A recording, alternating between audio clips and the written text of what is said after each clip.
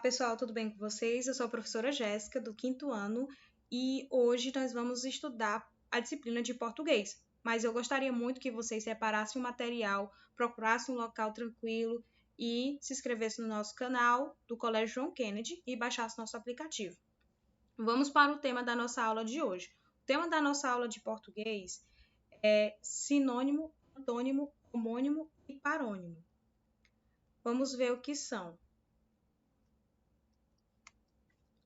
Sinônimos são palavras que têm significados parecidos, que são sinônimos. Por exemplo, se eu quero dizer que algo está longe, eu posso substituir uma palavra que corresponde a um significado parecido, que é distante. Se eu quero dizer que alguém está feliz, eu posso dizer que está contente, porque vai representar um significado parecido. Rápido, ligeiro, lento, devagar. Antônimos. O que são antônimos? São palavras que têm significados opostos. Por exemplo, ou contrários. Baixo. O contrário de baixo é alto. O contrário de perto é longe. Claro é escuro e assim por diante.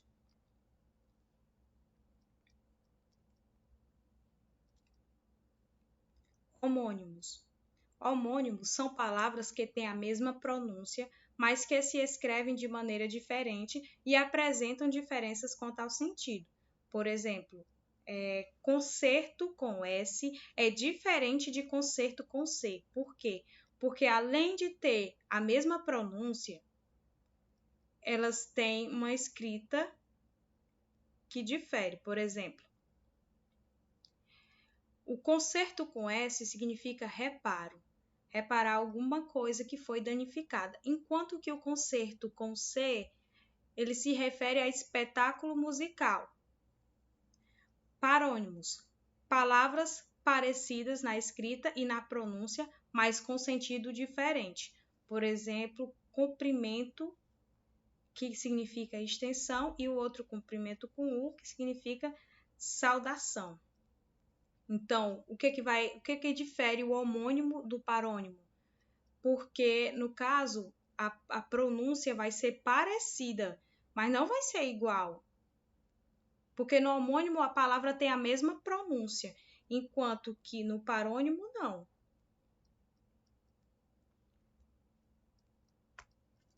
Por exemplo, tem a seção. Seção com 2 S's tem a mesma pronúncia que seção com C cedilha, e são homônimos. A seção com 2 S's quer dizer de cinema, de teatro, enquanto que a seção com C cedilha é o ato de cortar pedaço de um todo. Já no parônimo, o que vai mudar? Temos uma pronúncia parecida, mas não a mesma pronúncia. Por exemplo, despensa. A despensa é o lugar onde se guarda os mantimentos, são alimentos. E dispensa é licença, ou seja, é um ato de se dispensar ou de ser desabrigado. Então, o que acontece? Enquanto que no homônimo as palavras têm a mesma pronúncia, no parônimo a palavra tem a pronúncia parecida, mas com sentido diferente. Não tem que esquecer que o sentido é diferente. No homônimo também. O sentido também é diferente. Atividade na página 100 e 101. Vamos para a atividade da página 100 e 101. Primeira questão. Dê o sinônimo das palavras abaixo. Você vai escrever o sinônimo de cada palavra, porque o sinônimo é uma palavra que tem o significado parecido da palavra que você quer. Por exemplo, frio. Você pode utilizar o quê? Qual palavra que vai ter um significado parecido? Gelado. Calmo. E assim por diante. Você vai fazer a questão número 1. Segunda questão. Complete as frases com o antônimo das palavras em destaque. Primeiro, moro perto da escola, mas Carlos mora. Então, se eu moro perto da escola, então é o antônimo. Carlos mora onde? Mora perto ou mora longe? Mora longe. Então, moro perto da escola, mas Carlos mora longe. E no 2, ele foi o primeiro a chegar e o último a. Aí você vai completar com com o antônimo de chegar. Na página 101, terceira questão. Agora dê o antônimo das palavras abaixo. Livre. Qual é o contrário de livre? Preso. Qual é o contrário de pequeno? E assim por diante. Na quarta questão, vocês vão fazer a correspondência entre os parônimos e seus significados.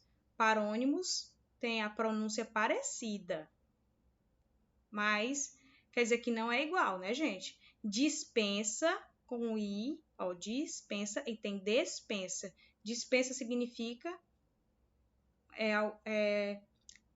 significa diferente de despensa, alguma coisa diferente. Então, vocês vão relacionar a coluna. Tem suar e tem soar. Suar é o quê? E soar é o quê? Você vai corresponder. Vamos agora para o próximo conteúdo. O próximo conteúdo são palavras com G e J. O G é usado nas palavras terminado em ágio, égio, ígio, ógio, úgio, agem, igem, ugem, ou entre outras derivadas. Por exemplo, tem relógio, né? Ógio, colégio, égio, refúgio, úgio, carruagem e ferrugem. Já o J, ele é usado nas palavras de origem indígenas e africanas, em verbos terminados em jar e em outras palavras derivadas de outras que apresentam a letra J.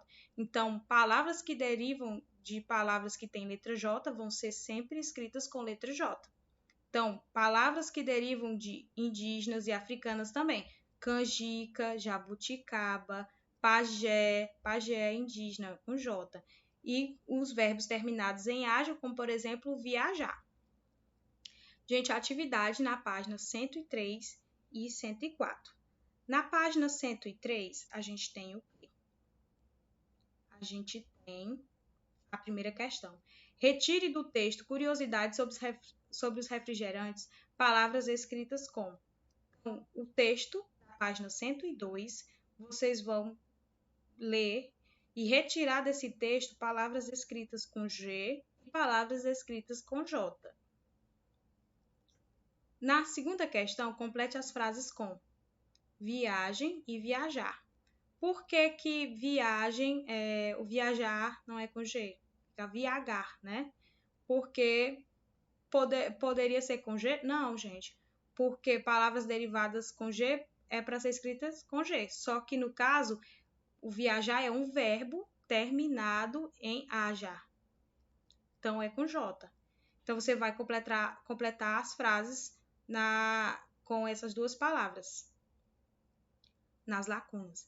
Na terceira, leia as palavras do quadro abaixo, depois escolha 6 cores diferentes para pintar com a mesma cor, palavras da mesma família. Então, o que são palavras da mesma família? Elas vão ter o mesmo radical, né? Por exemplo, beijinho e beijar são da mesma família, e vocês vão pintar da mesma cor. Então, essas palavras que pertencem à mesma família, por favor, vocês pintem da mesma cor. Agora escreva o que acontece às palavras com G ou J.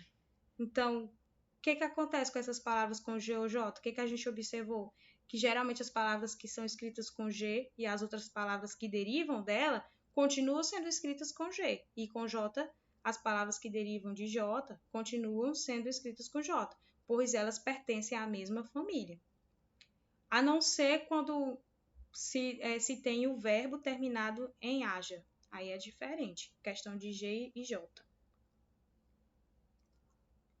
Vamos aqui para correção das atividades da página 87 e 88. Então, aquele mesmo esquema, vocês vão pausar o slide para vocês corrigirem as atividades anteriores que foi passado na aula passada. Página 87 e 88. Então, gente, a nossa aula de português chegou ao final. Eu espero que vocês tenham compreendido e nos vemos nas próximas aulas.